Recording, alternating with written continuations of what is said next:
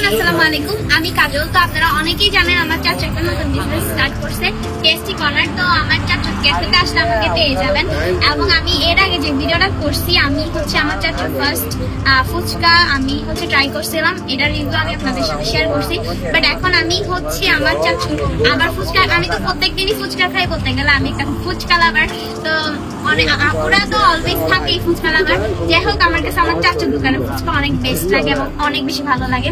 তো তার জন্য আমি প্রত্যেকদিন কিন্তু আমার চাচুকে অনেক জ্বালাতন করি। আমার চাচুর নিজের হাতের বানাই দিতে হবে, অন্য কেউ বানাই দিলে কিন্তু আমি খাবো না।